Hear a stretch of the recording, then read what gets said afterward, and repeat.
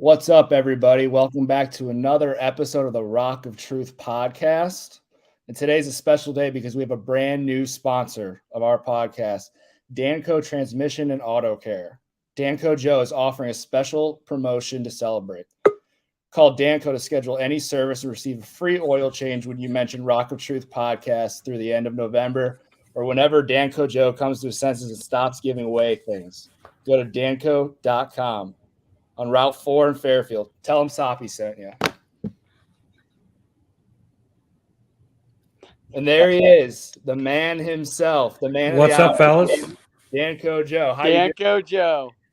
I'm doing great, fellas. How you guys doing? Good. Doing well. We're first off honored to have you on here and honored to be the that you're sponsoring our podcast, man. We really appreciate it. Wow. When I heard, you guys were involved, I was down. Actually, I watched your podcast before you even went with the new network here. So I go back a little bit anyway. A true fan. We appreciate that. You're one of the few that were there from the beginning. Right on. Well, I don't know if I will say the beginning, but I did catch it early on. That's awesome. For sure. Well, so how do you guys feel about the game coming up, man? We're excited. I know you're going to get into it. Yeah, excited to watch the Bearcats get back out there. It was good. It's always good to have that week off, get the mind right, get some dudes healthy and all that, but excited to watch them go down to Dallas and kind of get the ball rolling, kick off the back half of the season. I'm hoping some of that bye week here, Joe, fixes up some of the things that were going wrong, and maybe we're going to look like a really good football team this week. That's my hope. Yeah, for sure. The Cats are pretty good coming off of a bye.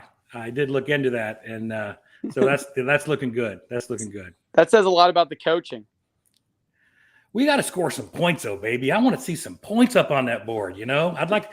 It's a little scary. I tell you, I watched that team down south, and down in your neck of the woods there, Jake. Yeah. And man, they put up 70 points last week, bro. That's some big time points. Yeah, they're a good team, and I know next week's matchup. I'm going to try to get there, and I'm excited to watch the Cats in person. That's going to be a good game. I was actually talking to some UCF people today, and they're pretty confident. They got the ball rolling. They're back to kind of where they want to be. So that'll be an exciting matchup for sure. And SMU too. They always give us a fight, and they like to throw the ball around the yard, and it'll be a good game. It's going to be a good couple of weeks coming up for sure. Yeah. So I'm pretty excited about it, man. And I'm excited about this podcast. I'm excited to be a part of it. And I just wanted to come on tonight on my first one that I officially sponsored. I saw Chad snuck that logo up in there on the last one. So I think that was a little hint like, hey, you mentioned this. So what's up? Yeah. So here I am.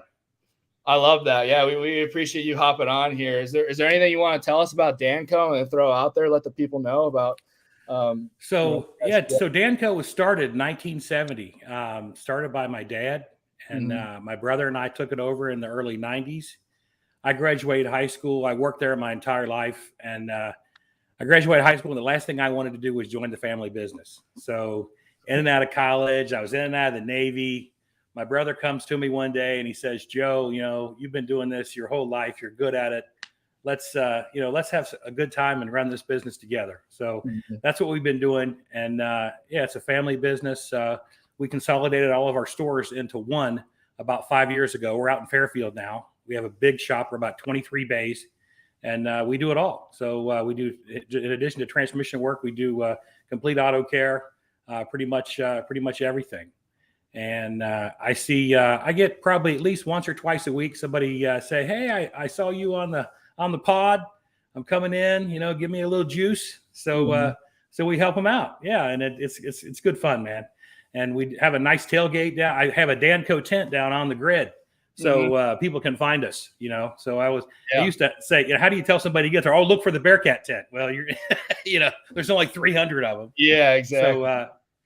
So yeah, man, we put the tent up down there and people come down and, drink a few pops with us. So if you guys ever get up to a game, man, you're welcome. Come in and join us.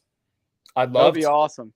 I'll have to come stop by, Joe, because we're up above University Garage where I tailgate with my family. So I'll have to come down and stop by during the Navy game, before the Navy game. Yeah.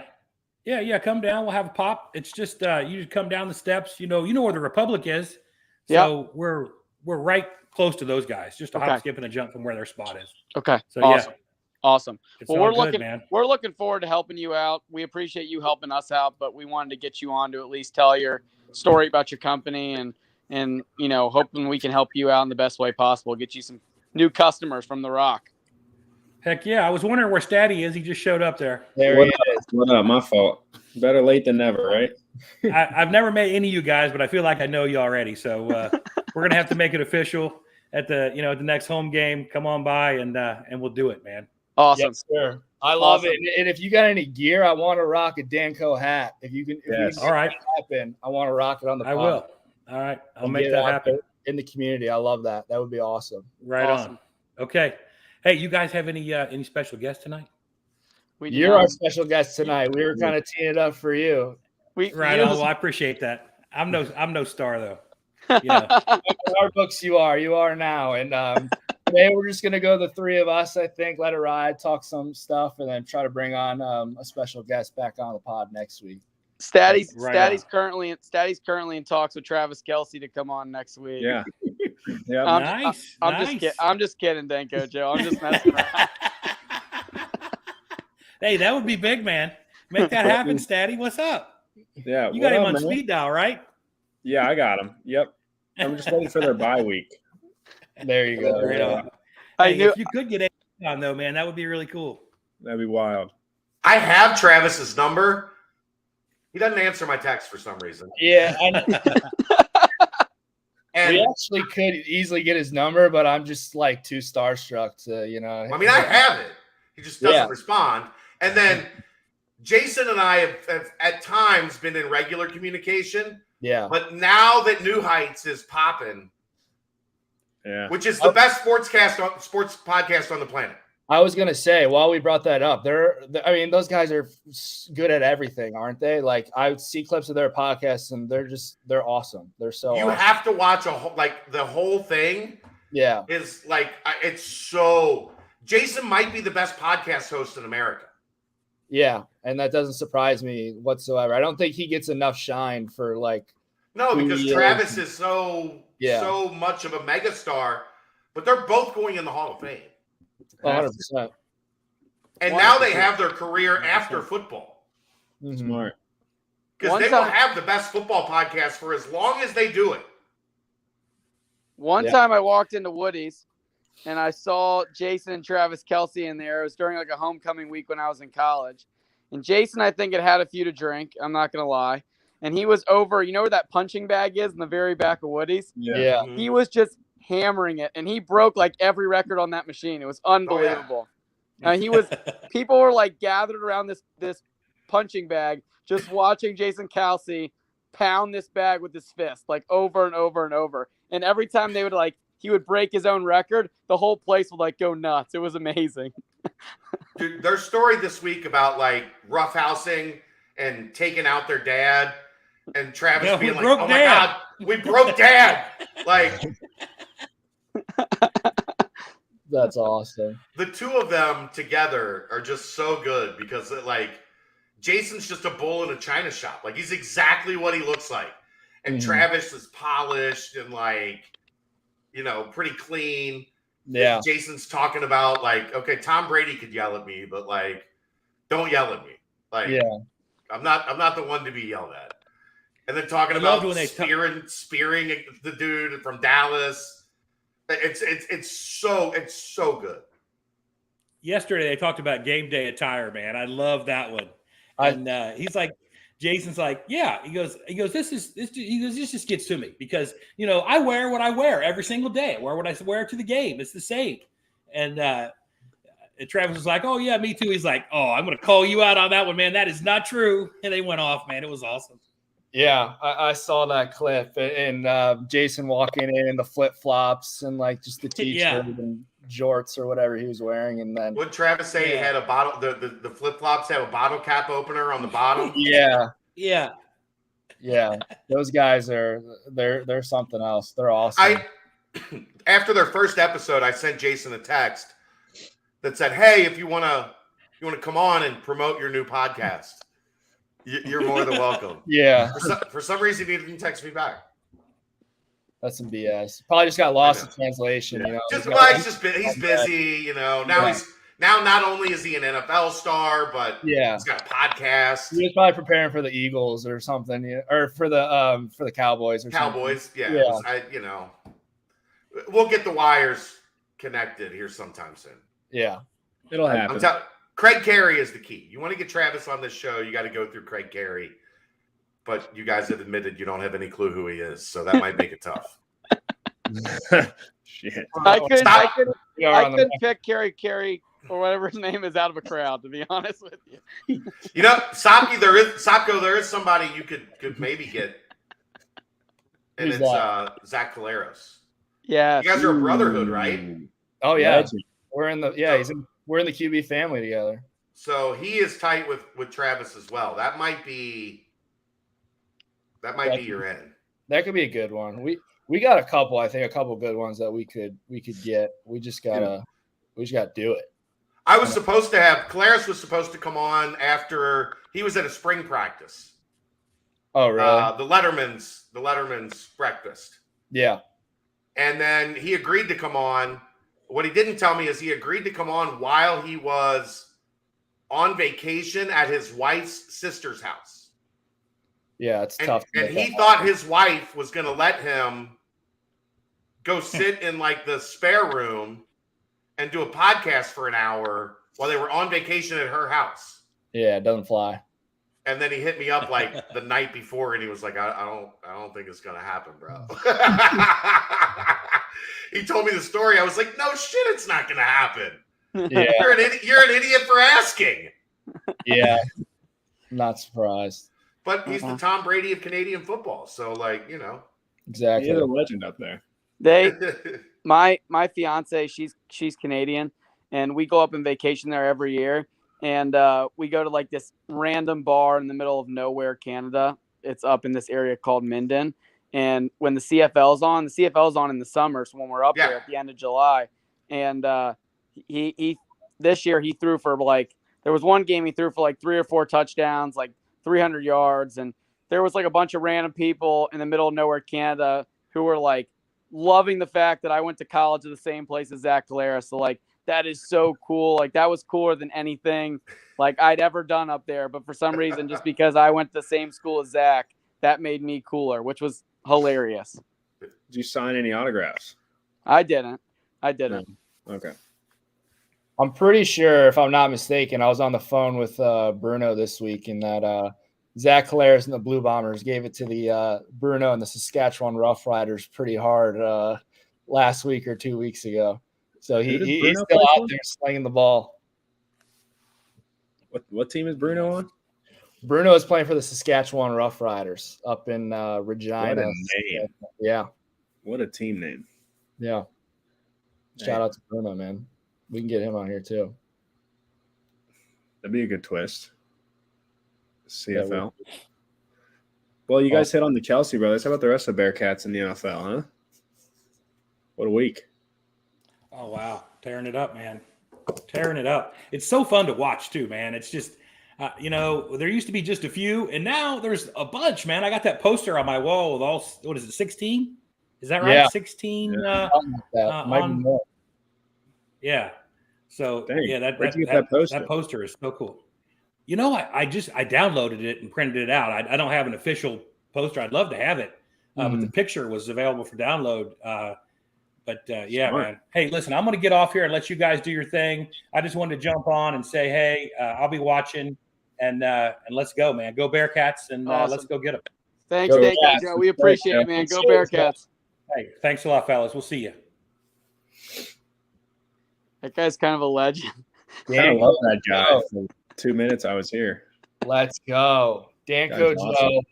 Rock of Truth podcast, sponsored by Danco Transmission and Auto Care. We wouldn't want it any other way. Well, that's a great first 15 minutes, man. Let's keep it rolling. Statty, you want to talk about some Bearcats in the NFL? Yeah, dude. I mean, what a week, huh? Not just big name dudes, but some guys getting some more minutes, more PT. I know Copeland getting a start. It's big time, getting a sack as well. Big time Mike Boone due to just what's going on in the Broncos, playing, second string now, getting a lot more playing time. Obviously, everybody wants to talk about Sauce and Kobe Bryant forcing turnovers, and just Ahmad going, yeah, there it is right there. Yeah. That is so cool. Like so for you two, like how much of a recruiting advantage does that help with recruiting? Like, do you think, like, obviously kids want to go somewhere where they feel like they can have the easiest path to the NFL?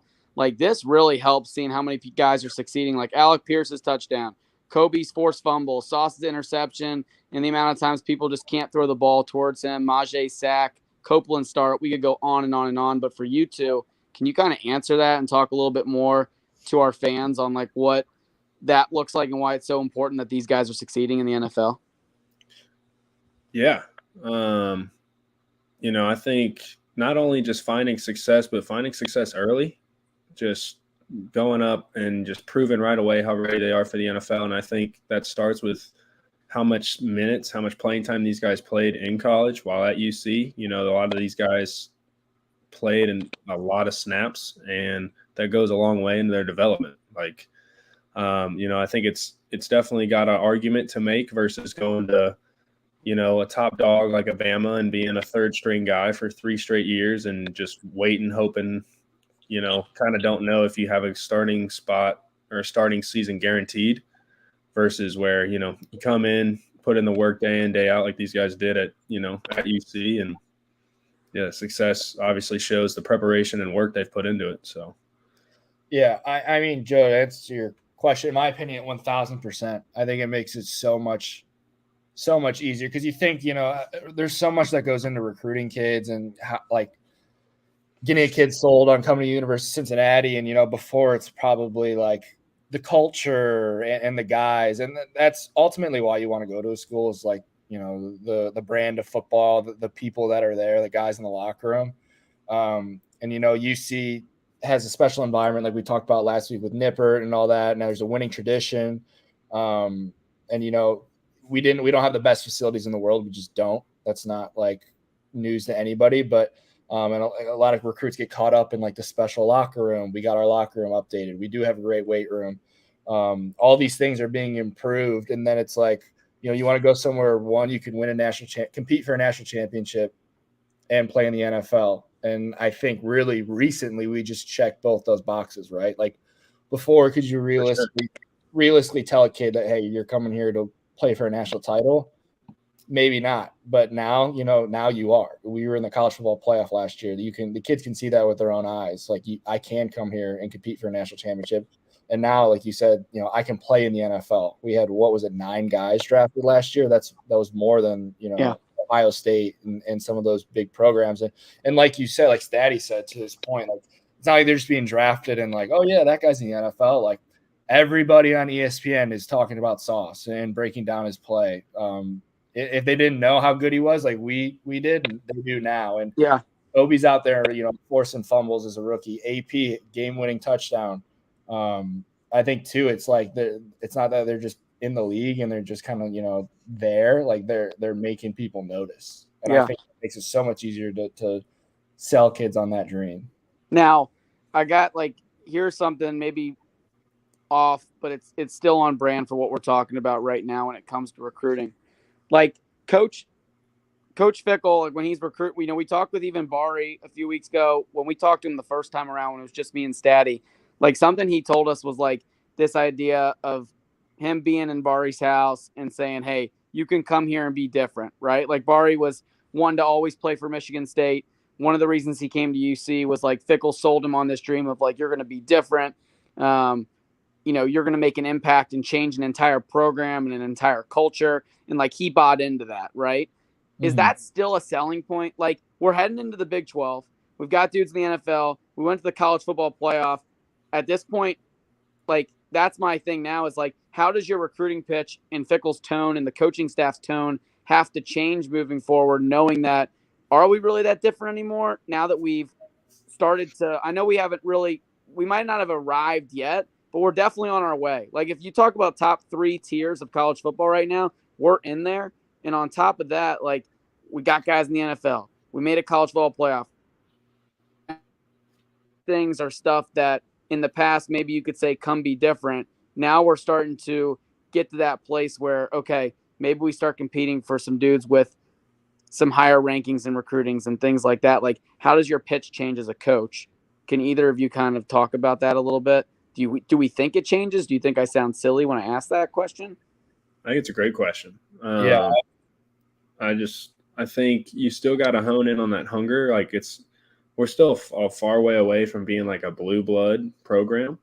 I think we definitely are, comparable. Obviously, we've proven that we can compete with them, but I think we still have a hunger to go about. And just, I don't know. I know Jake spending time more in that coaching role, probably have a little bit more input to share just on the back end of things. But I think that hunger still is a selling point. And like you said, Joe, I remember Jabari saying that, like, Fick's like, yeah, you can go and be the 10,000th Michigan State Spartan, but you can be a unique Cincinnati Bearcat, and obviously is going to be that. So I think it's a great question.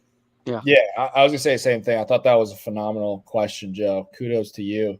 But I think it's definitely food for thought. I haven't really thought about that, and I think I'd be curious to ask the guys, the recruiting guys and Fickle and the coaches, and kind of if their pitch has evolved. I'd love to hear it from them. But if I had to guess, I think it has a little bit.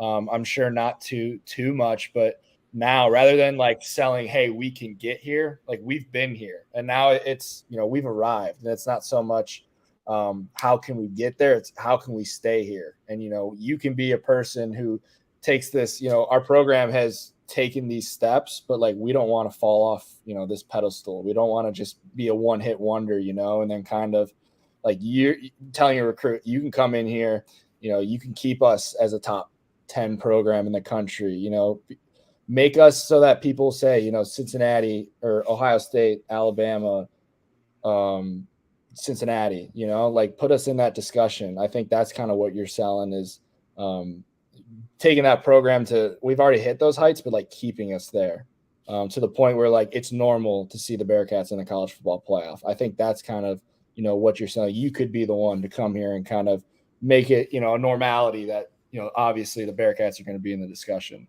Yeah. That's kind of how you go about it. That's a good answer. But that's great. I would love to have maybe I'll hit up at some point. I'll hit up Max, who is in our recruiting department. Him and Pat do a great job. And Max is a guy who Statty and I know, he's our age, and he's phenomenal, and he's getting a lot of praise, much deserved, like throughout the college football world, and what he's doing in recruiting for us. Him and Pat are doing a great job. So I'd love to have one of them on the show at some point, kind of, because I think that'd be a good question for them and get some cool insight from those guys. Lambert would be fun too, just former player as well. So yeah, no, they'd both be great. Good talk. Perfect. I mean, fellas, we're bye week, pretty much halfway point of the season. How we feel? What are some things we like? What are some things maybe obviously we can make improvements? What's some things standing out to you guys so far about the Bearcats, and what do you want to see going down the home stretch here? 5 what are we, 5-1, correct? 5-1. We get a win this week, we're bowl eligible, right? Like, it's awesome. I don't know. Like, winning football games is hard. I know we've talked about this. I know you guys have kind of preached on that winning football games is hard. It's hard to be 5-1. Doesn't matter who you play, where you play them. You got to come prepared every single week, especially when you've won the conference the last 2 years. Like, obviously people kind of have our game circled on their schedule. I'd like to at least believe that. I'm sure, Soppy, you have more knowledge on that, even being down at UCF. I'm sure they talk about, like, when do we get to play the Bearcats, because I know for years we talked about when do we get to play the Knights. Like, it's the same thing, right? Like, it's just a respect thing. When you win the conference and you, for a couple of years, are the face of the conference, people want to play you and they want to dethrone you. So obviously I think it's going to be tough from here on out. I know sometimes I take more of a negative route than the two of you. I don't think this team is obviously as talented as the last 2 years teams. So I would like to see them at least clean up on some mistakes and do some things a little bit differently, so they can put themselves in better position to kind of take care of football games that I think they should win. But that's kind of how I stand with it all right now. I'm excited for this week, kind of to see where we're at after the bye week. What do you guys think? Yeah, like you said, I think they're built to win this league. I mean, if you kind of look ahead, they run into a little bit of a buzzsaw. I mean, you got to go to SMU this week.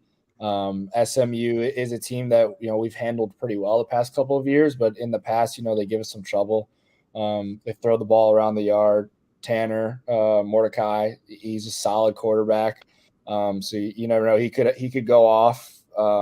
So it's tough down there. It's playing at noon. I remember when we played there, the year that Wiggins had the pick six, walk-off pick six, just sitting there at in that Dallas heat. There's no shade anywhere. That Dallas heat's different. I remember I just being on the sidelines, not playing, I'm exhausted because that heat's coming right on you. So that kind of messes you up a little bit. It's a little bit of a trap. I don't think it'll be that much of an issue, but just something to throw out there. Then you got at UCF. That's going to be a really good game, a tough game. You got East Carolina. You never know what you're going to get with them. They always tend to give us a great game. Ayers has been there for 100 years, and he's still out there chucking the ball around the yard. Then you got Temple, and then Tulane, dude. Tulane's ranked. We end with a great game against Tulane. Probably I think it's the day after Thanksgiving. That's going to be a huge matchup. And you forgot Navy too, and we know how we fare against that kind of offense and stuff like that. So, yeah, we took care of the triple option though earlier. You're saying we don't fare very well? We just struggle sometimes against quarterbacks and get to the outside and some of that kind of stuff. It was one time with our 3-man front, we're just more built for. I think we're built for UCF. We play a completely different defense though against Navy. We give up 600 yards once, and now we can't guard it. Listen, I'm just taking your guys' advice. We're only as good as last week. We got to. When we held them under 100. No, I'm just playing.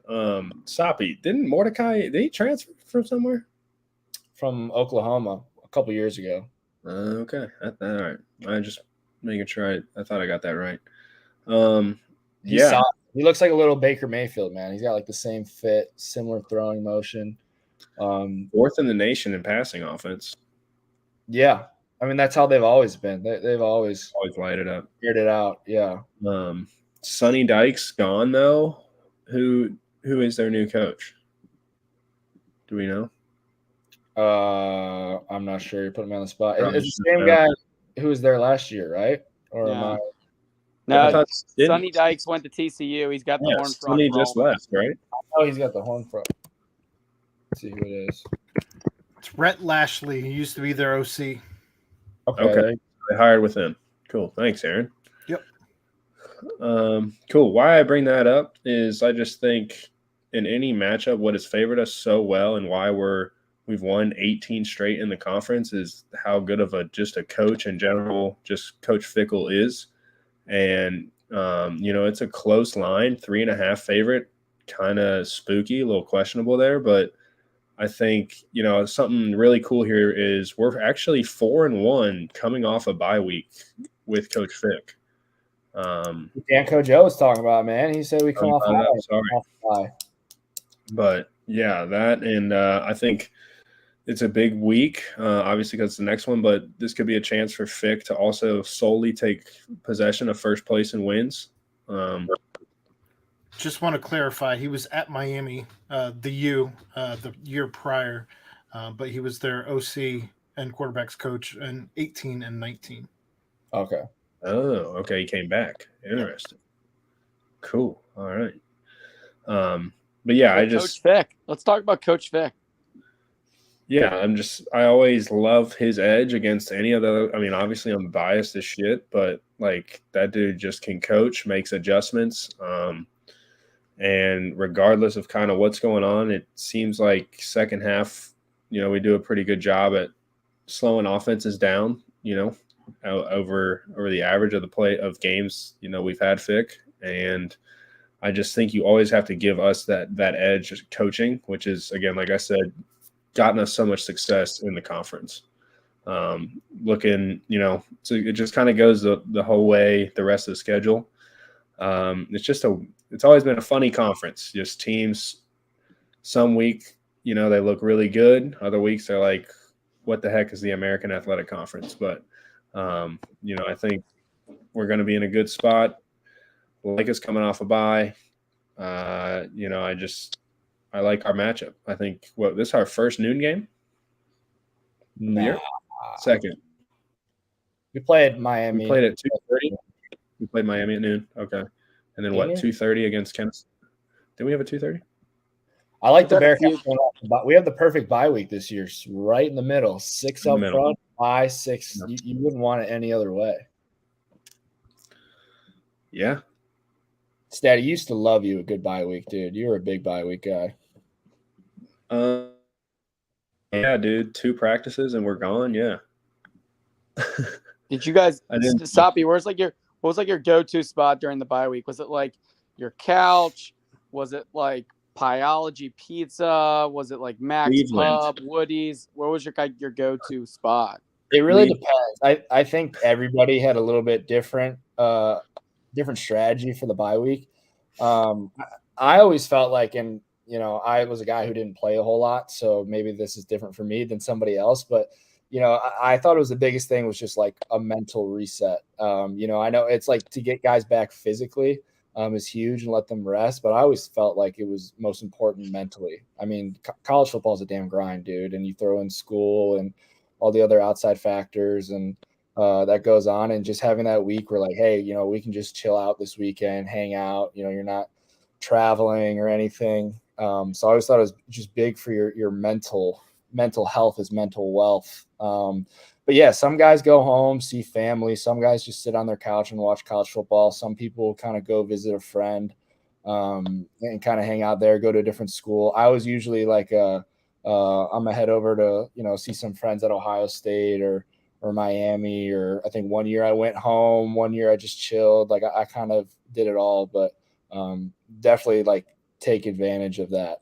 Can I give a shout out to like the Statties and the Soppies of the world who like might not you guys don't get all the glory on the field when it comes like touchdowns and interceptions. Like maybe every once in a while take a QB kneel under center or like a Statty stuff against Tulsa, but like outside of that, like the guys who just like grind every day of practice, they go to higher ground.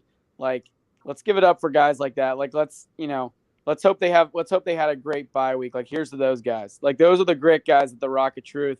Like we built this thing because of those types of people. You gotta have your glue guys. I always took pride in being a glue guy. Was like, all right, like if I'm not gonna be, the star on the field, and that's like a discussion for another day. Like that takes a while to like kind of comprehend the reality of your situation and like to accept it and just be a guy who, Statty, you were the same way. And I think I talked about it before, like Royer was a great example of it too. Like just trying to find a way to be like an impact guy, like even if it's not on the field. So just like, being prepared, doing your job, giving a shit, like not being a distraction in any way. And then just like, you need locker room guys. You need people that can just shoot the shit in the locker room and keep the vibes up. And not saying I did that, but I tried to. Tried to be a glue guy. High GF, gotta love those guys. Give a shit factor. I'm more impressed, Jake, that you can actually remember every bye week. I couldn't tell you what I did.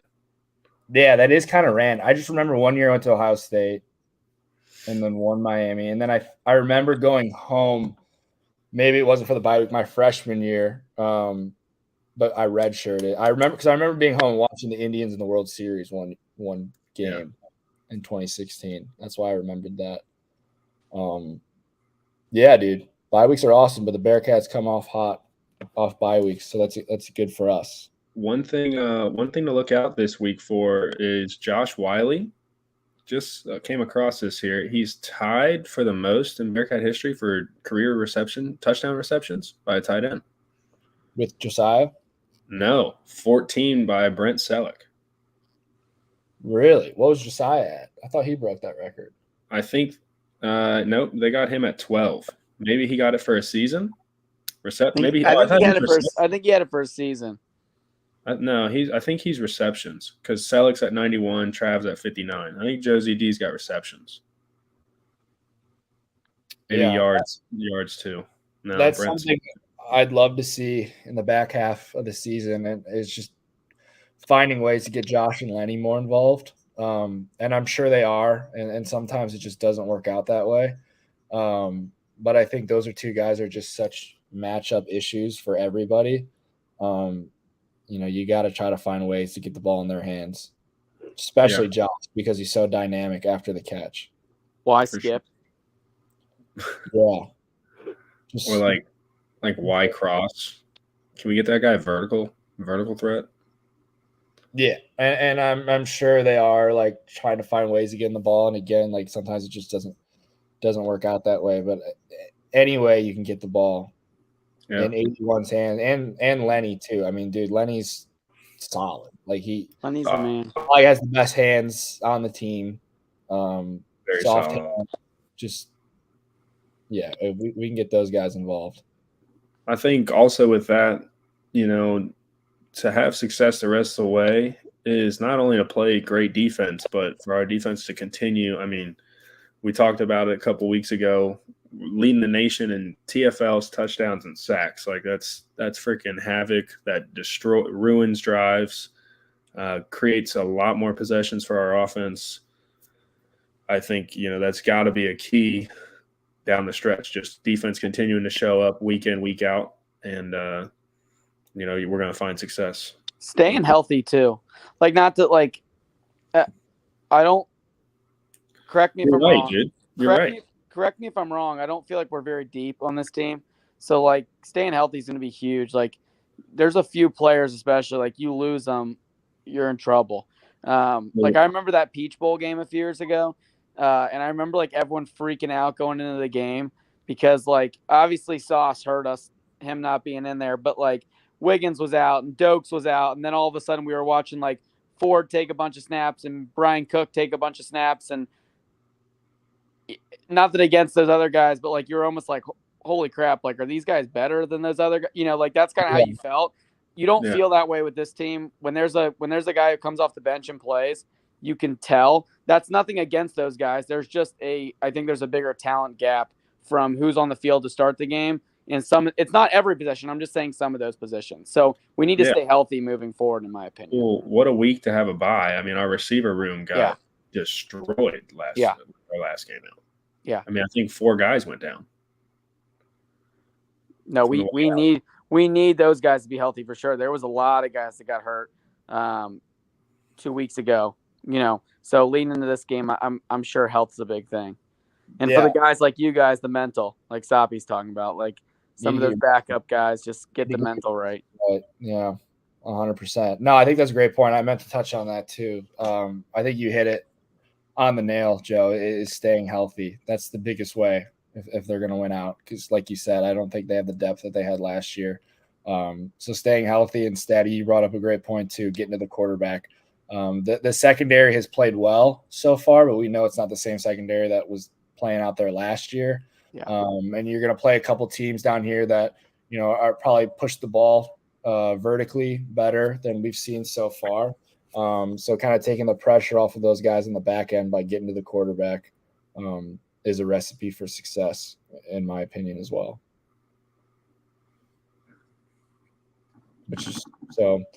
There was, although the Bearcats didn't play, it was a great slate of college football games. Can we touch on that real quick? There was six ranked matchups. I got them written down here. Michigan, Penn State. Michigan gave it to Penn State in Ann Arbor. I was a little shocked with that one. Franklin's a fraud, dude. He's terrible. He's like 2-18 against top 10. Like that's horrible. Yeah. And they just paid him a whole lot of money and extended his contract. So he's not going anywhere. Joe, Matt, if you're going to play Michigan, what's going to be one thing that you think you should focus on defensively? Maybe, just maybe, stopping the run. Just once. I don't know. I thought, and I could be completely wrong, but I thought I heard that Penn State was like 5th in run defense going into that game. And they gave up 418. Yeah, Michigan ran the ball at will. I was unbelievable. I'll give credit though. Like I think Coach Harbaugh.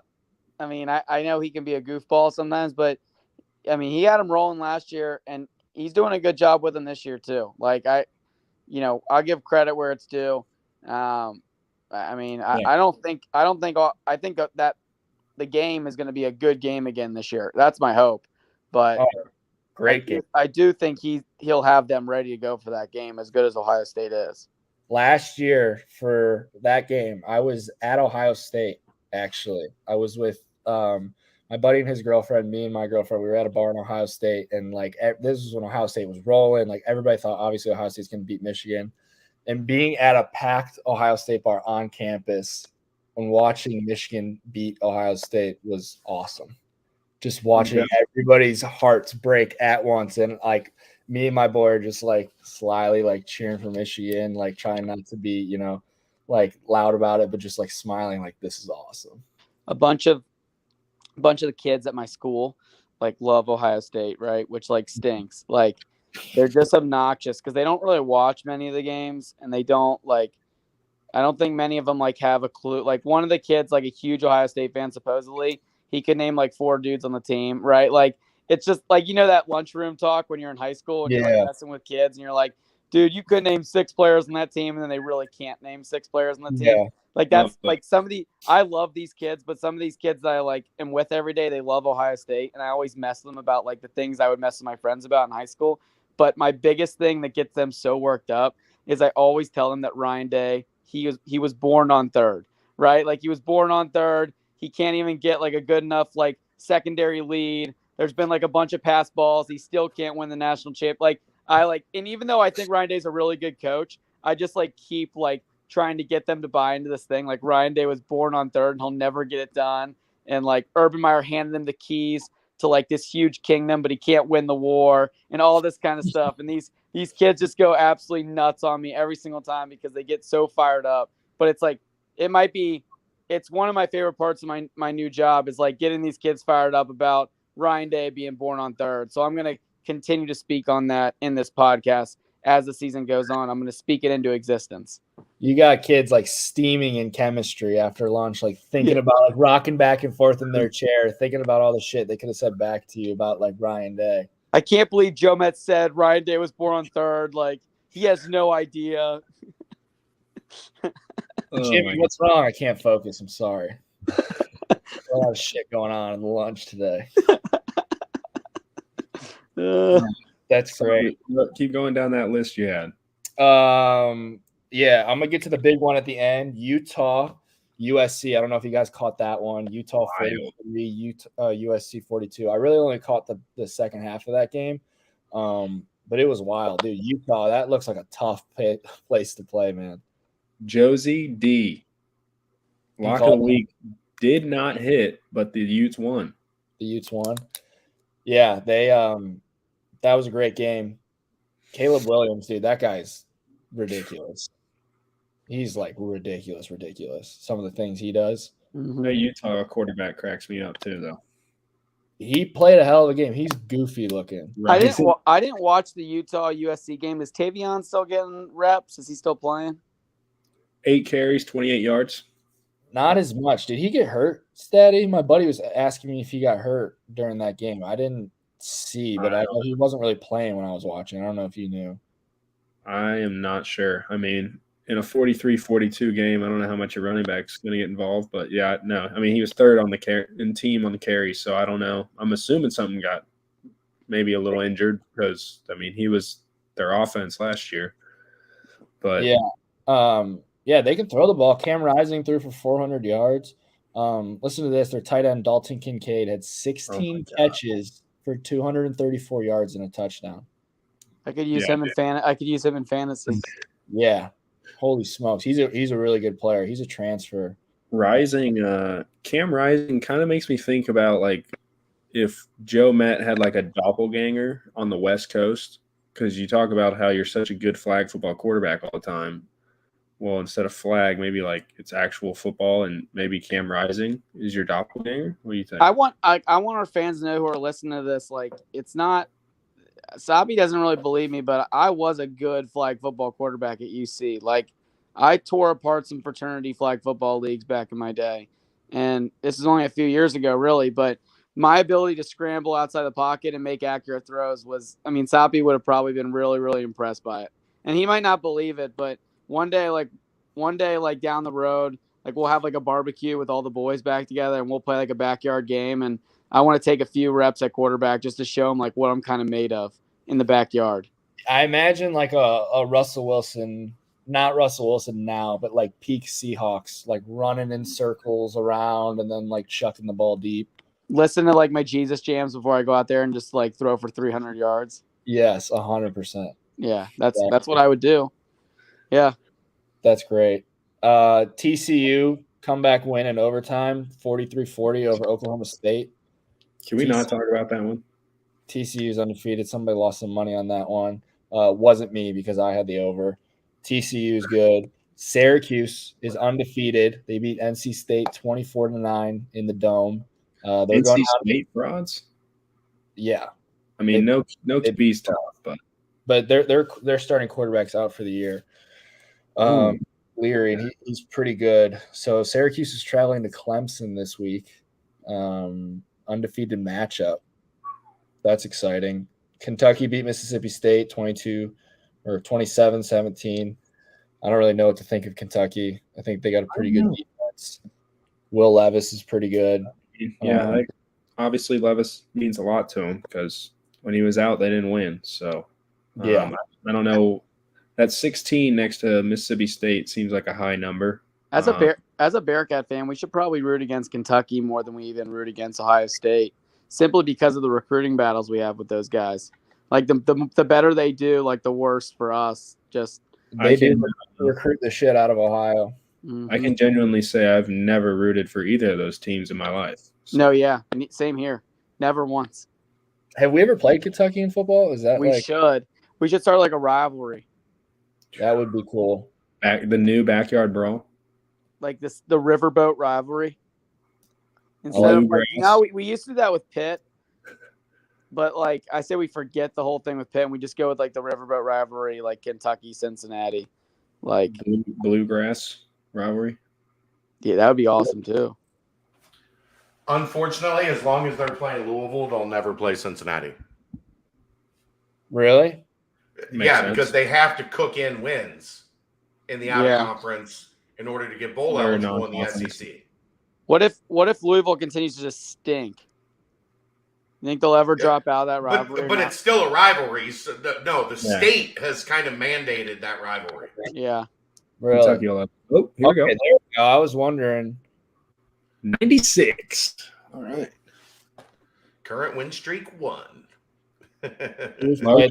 Victory, Cats. Oh, no. Sorry, that's for both teams. Bearcats are kind of getting their ass kicked in the series, 22-9. Yeah, maybe we shouldn't play those guys. 31.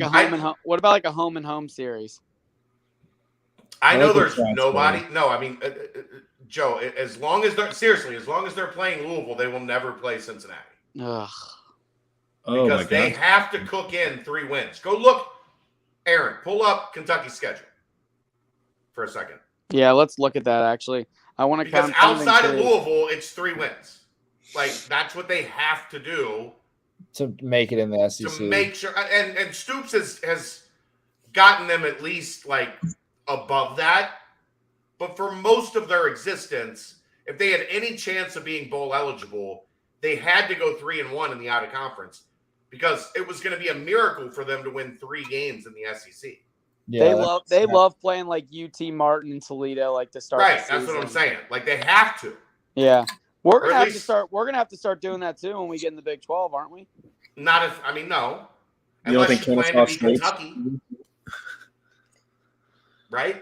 Yeah, you're right. You have That's a great point. I will admit. You just shit on your own. Yeah.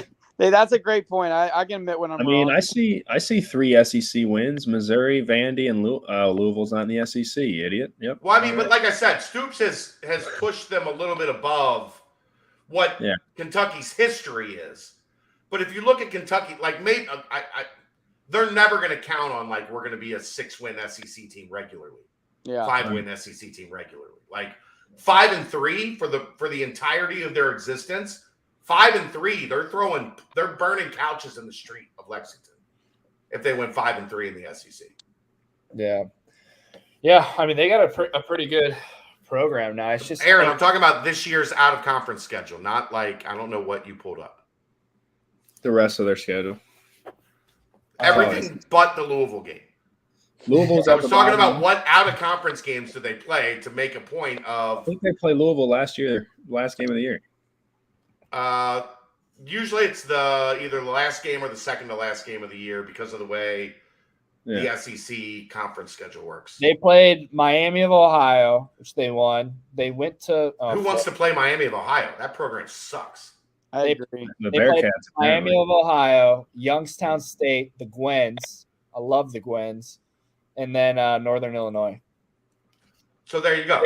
They cook in 3 wins and they play Louisville, and then they have the SEC. So as long as they're playing Louisville, they're just not. Cincinnati's never going to be an option, and they would never play Cincinnati. Like they negatively recruit on a level that is at the highest in the country. Yeah. They can't, with the way that they recruit, they can't have Cincinnati beating them on that resume. You're basically telling us they're cowards. That's basically what you're saying. Fuck Kentucky. Facts. There's our Kentucky Wildcat rant of the day. And then ended on last week, dude. The game of the week on one of the best college football games I've watched in a long time, dude. Tennessee, Bama. Tennessee with the win, 52-49. That was an unreal game. I would have given anything to be in Knoxville that night. It looked unreal. I sent you guys, I think I sent you the picture. My cousin was there, and there was a picture of him on the goalpost as like the whole fans are carrying the goalpost. He doesn't even go to Tennessee. That was hilarious. I don't know how the hell he got there.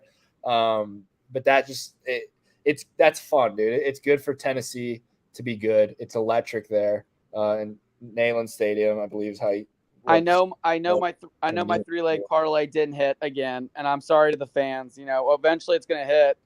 I mean, at this point, you just might as well start betting with me because it's going to hit eventually. But I did pick the Vols, so I had that one. I mean, I knew that one was coming from a mile away. I mean, you can ask Statty. I was texting the whole game, like Rocky Top. Like I was just singing the lyrics to Statty the whole night, like because I knew they were going to win. Right, Statty? Yeah, I mean, I can't believe. I mean, you win on a blocked field, like the dude literally blocked the kick and it still goes in. That's wild. Wild.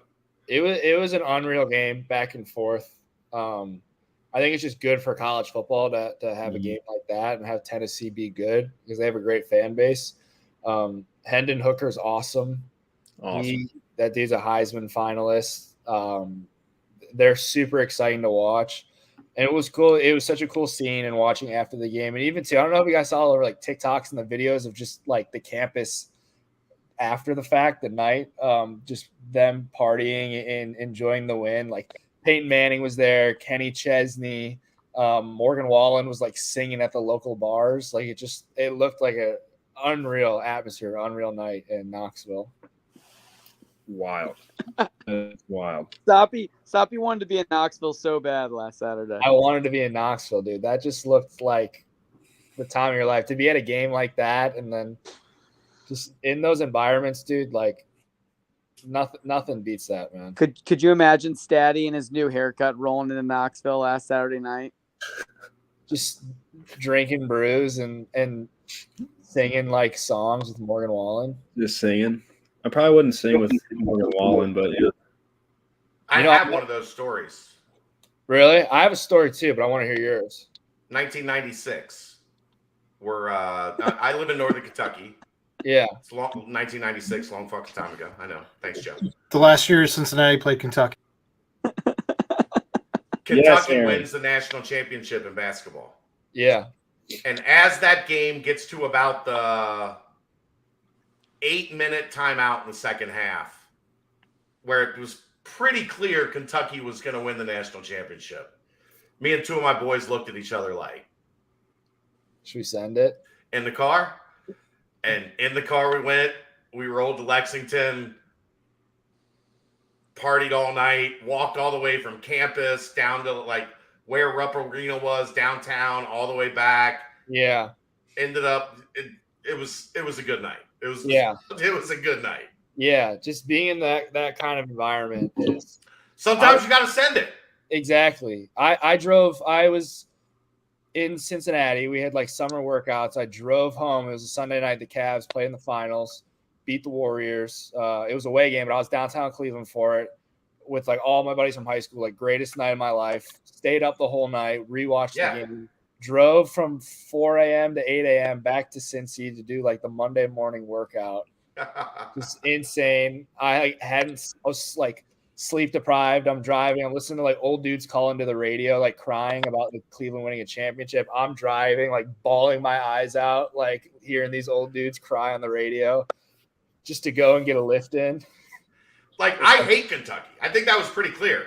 Yeah. But, you know, it was like, well, that's going to be I'm not going to be at a better party all year than what's going to happen tonight in Lexington. So let's do it. It's okay to ride somebody else's vibe every once in a while and just I mean, you know, be a man of the people. Right. I love that. I will say, if you're college age and you ever have that opportunity where you can just hop in the car and go do something like that, absolutely do it. Yeah, I can absolutely do it. It's a great, and it always ends up being a fun story to tell too. Sometimes you run a podcast network, and what are we at now? Like 24, 25 years later, you're still telling the story. Exactly. It's worth it. Do we have our locks of the week? Yeah, let's wrap it up. Let's get into our locks, boys. I want to hear Statty's lock first. Like, I'm like really fired up for it. What do you guys think about calling this segment Fade the Rock? That's what you should do if you've been listening and you're smart, man. My dad texted me during this Saturday slate, was like, your guys' bets suck, man. Like, people should just bet against you. I'm like, yeah, you're not wrong. Yeah, Fade the Rock. I think that's what we're going with for this segment. Fade the Rock. Daddy, who we fade first? Oh gosh, I'll have to take a peek here. You know, since doing one play hasn't been good to me, I think I'm gonna Joe Matt. Can I steal your parlay power here? Yeah, go for it, dude. All right, we're gonna do some magic here. At noon, I think Syracuse is coming off an emotional win against a team that's not very good, and I think they're going to go to Happy Valley and get whooped. I like Clemson, 13.5. Following that, the 3:30, I've said it 3 times on the show. What? Is it Death Valley? Sorry. Yes, that one. Happy would be Penn State, isn't it? Yeah. Sorry, all you Clemson listeners. Anyways, 3:30. I'm taking UCLA every week. I don't care. They're winning the Pac-12.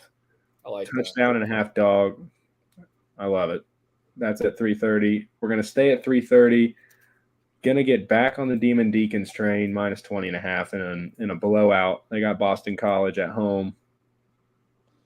Not a chance. Clemson minus 13.5. UCLA plus 6.5. Wake Forest minus 20.5. I like your picks, but I have one singular pick this week. I'm not doing my 3-leg parlay. I got one pick, and it's against what you just picked. It's Cuse money line. I'm hammering it. I'm just gonna make it a tradition. I'm gonna let you pick first. I'm just gonna pick like one game against you, and I'm just gonna text you the entire game as my team just dominates your team from first quarter to fourth quarter. So Cuse money line, baby. Let's go Orange. That's awesome. That's awesome. Fellas, I really like the board this weekend. I like the board. There's a couple intriguing games. Ohio State's favored by 30 against Iowa. I know Iowa's not very good, but still, it's a Big Ten matchup.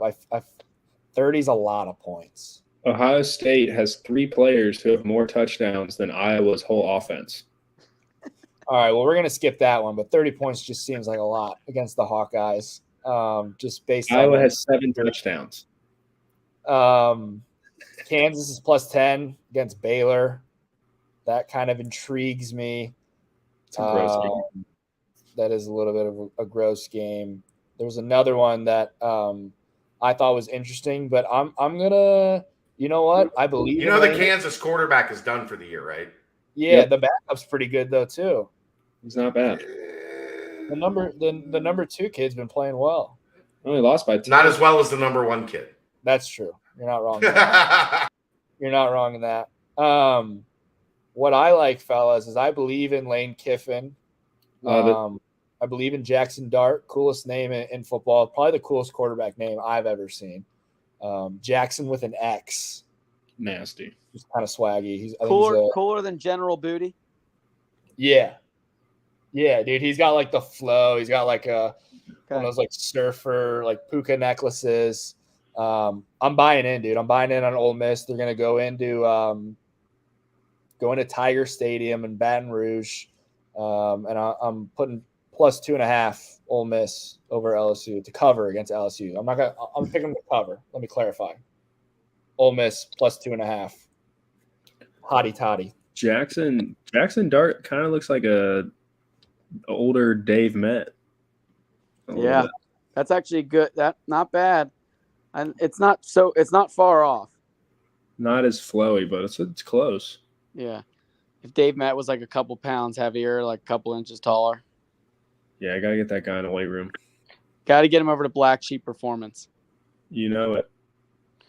All right, fellas, I am fired up for football this weekend. I'm fired up to get back to watching the Bearcats so we can discuss, the game next week. What's your score prediction, Matt? I think it's going to be 27-24 Bearcats. Okay. And I hope I'm wrong. I'm going to go 35-28 Bearcats. You said 35? 35-28 Bearcats. 2 close score predictions. Okay. I like 40-28 Bearcats. Okay. All right. I love it. I was hoping you were going to hammer a 44-10 score. That's what usually you do. So.